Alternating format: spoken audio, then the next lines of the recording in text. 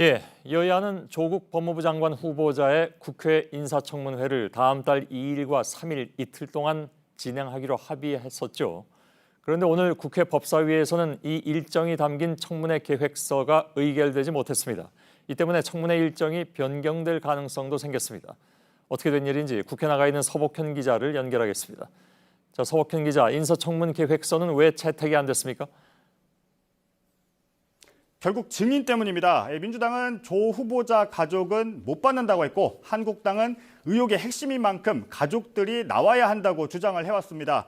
법사위 전체회에서 이것을 놓고 공방을 벌이다가 증인 채택건은 물론 청문회 일정조차 의결이 되지 않은 겁니다. 이에 따라 다음 주 월요일과 화요일 이틀에 걸쳐 예정된 청문회 일정 자체가 불투명해졌습니다. 예, 청문회 일정 자체가 불투명해졌다는 얘기는 어떤 얘기입니까? 그러니까 더 미뤄질 가능성인가요? 그러다가 아예 청문회가 무산될 가능성도 있다는 얘기인가요? 일단 무산보다는요. 증인 출석을 요구하려면 청문회 5일 전에 신청을 해야 됩니다. 그리고 고지를 해야 하는데요. 오늘이 마감 시한이었습니다. 그렇기 때문에 증인 채택 문제가 안 됐기 때문에 다음 달 화요일에 증인들이 나올 수 없는 문제이기 때문에 한국당은 청문회 일정을 미뤄야 한다 이런 주장을 하고 있는 겁니다. 예. 근데 우리가 다 아는 것처럼 청와대와 여당은 9월 2, 3일도 그 규정에 어긋난다고 반대했었는데 더 늦춰지는 것에 대해서 청와대와 여당이 뭐 또 다른 반론을 내는 건 아닐까요? 일단 방금 연결 전에요. 제가 민주당 이인영 원내대표를 만났습니다. 이인영 원내대표는 이미 합의된 일정이 다음 달 2일, 3일이다. 그렇기 때문에 청문회는 예정대로 진행을 해야 된다. 이런 입장입니다. 청와대 입장은 아직 나오지 않았는데요. 아마도 여당과 같은 입장일 가능성이 큽니다. 예.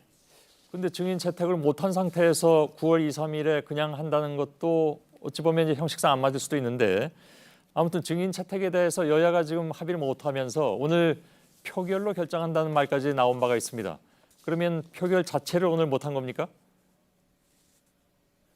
네, 그렇습니다. 여상규 위원장 한국당 소속이죠. 만약에 합의가 안 되면 오후에 전체 회의에서는 증인 채택 부분은 표결하겠다 이렇게 밝힌 바 있습니다. 법사위 구성을 보면요. 18명 가운데 민주당과 민주평화당이 9명, 한국당과 바른미래당이 9명 이렇게 숫자가 같습니다. 그런데 오늘 민주평화당 의원이 출석하지 않았습니다. 그러니까 표결을 하면 수적에서 민주당이 밀리는 상황이 된 거죠. 이런 점을 고려해서인지 민주당은 오늘 안건조정위원회, 그러니까 증인 부분은 따로 위원회를 구성해서 논의하자 이렇게 신청을 했습니다. 그런데 한국당 소속 여상규 위원장은 오히려 이 점을 이용해서 안건조정위원회를 구성하라 이러면서 청문회 일정을 의결하지 않고 회의를 끝내버렸습니다. 예. 자, 그래서 또 이제 의문이 생기는 것이 청문회 일정하고 증인 채택을 꼭 이렇게 한꺼번에 처리하도록 돼 있는 건가요? 네, 민주당은 청문회 일정은 일단 합의가 됐기 때문에 청문회 일정을 먼저 의결을 하고 다음에 증인 채택 부분을 논의를 하자 이렇게 얘기를 했습니다. 하지만 여상규 위원장은 증인이 결정되지 않은 상황에서 청문회를 열 수 없다며 받아들이지 않았습니다. 민주당은 산회 직전까지 따로따로 의결하자 이렇게 주장했지만 회의는 그대로 끝나버렸습니다. 예. 역시 종합을 해보면 지금 9월 2, 3일이라는 날짜 자체가 흔들릴 수 있는 그런 상황인 것 같은데 혹시 오늘 밤에라도 전체 회의를 열어서 증인 채택을 의결할 수는 없는 건가요? 네, 법적으로 막혀 있습니다. 여상규 위원장이 만약에 정회, 그러니까 회의를 잠깐 쉬고 논의를 하라 이러면서 회의를 중단을 했다면 오늘 밤이라도 회의를 재개할 수 있습니다. 그런데 산회, 그러니까 회의를 끝내버렸습니다. 국회법상 천재지변 등의 이유가 아니면 당일에 회의를 2번 열 수가 없게 돼 있습니다. 예.